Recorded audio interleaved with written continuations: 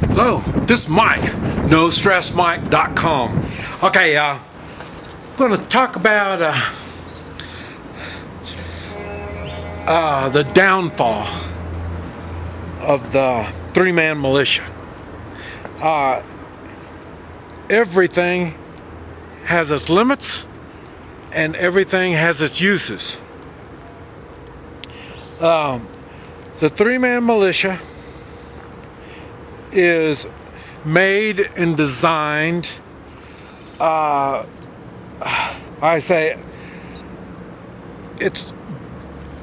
based it on the three-man fire team in the Marines in Vietnam. This is what we did. And the one thing about military service that really makes, and that's why you find ex-military people a little different than most.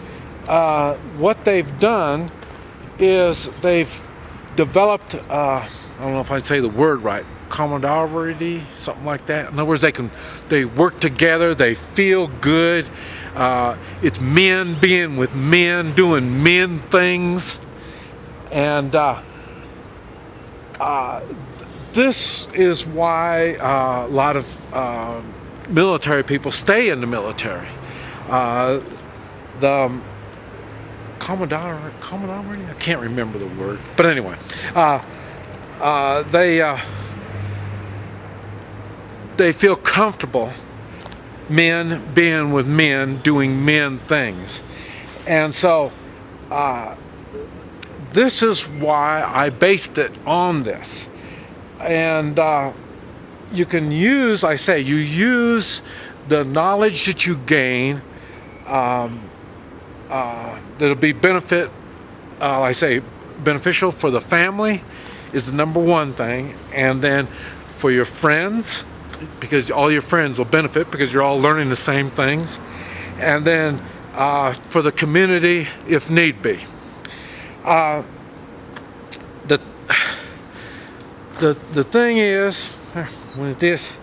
thing is, you will, what you get out of this is in time you're working with each other, you gain trust with each other. Like I say, you will learn leadership skills because your three will be doing, when you start, one thing. And then as you get going, well, then you think, well, why don't we learn some leathercraft? So then you're going to get in on that. And one of you will pick it up faster and easier than the other two. And then that person will take up the leadership. And so this is how you develop leadership skills. And this is what makes it work. And like I say, this is what makes it strong and powerful. And like I say, you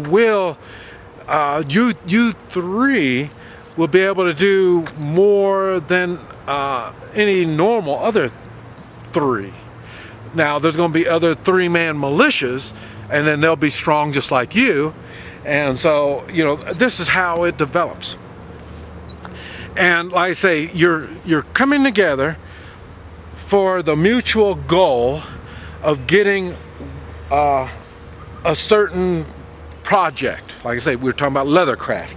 Okay, you want to learn leathercraft? Well, you get a couple other minds and set of hands in with you, and then you can figure out if it's going to be as easy as you expect, and the different ideas that the other people will have.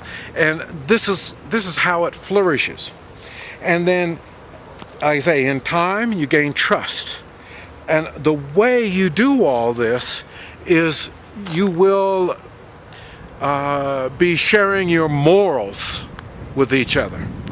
And as you start sharing your morals, and it's not going to be one of these things you're going to sit around and say, well, let's sit around and we'll talk about Jesus Christ, stuff like that. No, this isn't the way it's going to happen. This is reality. And the reality is you are going to be able to figure out if this is the kind of person that shares your morals. And if so, then you will have a tighter bond. And this will continue on and on. Okay. And it's that moral bond that really is what holds your militia together. And like I said, in desperate times, your morals will be tested.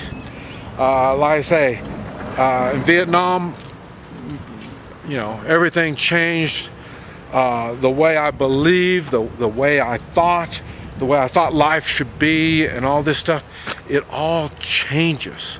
Reality, when you have to make decisions in the real world, not just, oh, this is the way we're going to be, and the flowers smell so good, all this kind of crap. Once you start getting into the real world, you have to make moral decisions, and they get stronger. If you really truly believe in something and then you put it to the test in the real world, you'll find out it may not hold up. It's a fantasy. And so this is what I talk about when I say testing the morals. You really don't want to be that.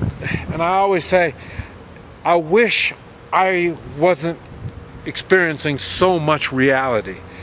Since I was young, clear up until I say my wife's death. This is reality that I've had to deal with. And I don't wish reality on anyone. Reality sucks. But it's just reality. It's really what happens. And once you prepare for reality, it's easier to accept it. And that's what happens when you put your morals to the test. Now, I'm going to bring up a subject that probably people don't want to even think about. And that is, the three-man militia will work perfect in a guerrilla warfare. And so the only way the three-man militia can be destroyed, the principles of a three-man militia, is self-destruct, and when people rat on you, they snitch on you. Okay, the snitching, the reason I say that is in Vietnam and down here in Central America. I say that I was down here during a lot of their Civil War.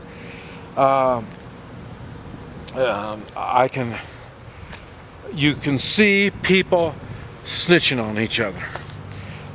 The hungry, the people that aren't prepared, the morally weak. These are the people that will snitch on you. And in time of war, everybody is so damn paranoid, they kill anybody for any reason. And normally what they do is they kidnap them. They kidnap them, and then they take them to a place, and then they torture them, and they do all kinds of weird things, trying to get information from them.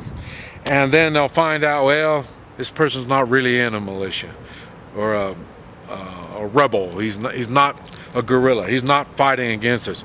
Well, they got him so boogered up now, he's not worth a damn anyway. And normally they go on and finish him off right then and there. Sometimes they can figure it out before they get somebody all boogered up. And then they'll go on and set them back into society. And then that person will talk about how, well, these people, they're really getting after the guerrillas and all this. And it scares the public, so they don't want to join in the guerrilla warfare. Because that's the only way they can stop it. Guerrilla warfare is the most advanced and deadliest type of warfare there is. You ask anyone that's been in the military, guerrilla warfare is the one part that they don't want any part of. It is so nasty, and it's prolonged. It's brought out for a long period of time. Like I say, Guatemala was 30 years they were in their revolution, and it was all guerrilla warfare. And I mean, they even brought the United States was involved in the war down here, just like it was with Panama and all this kind of stuff. It takes big powers to come in, and they still can't stop guerrilla warfare. I say Russia, they have problems with guerrilla warfare also. So, like I say, the way they're going to get it is people snitching.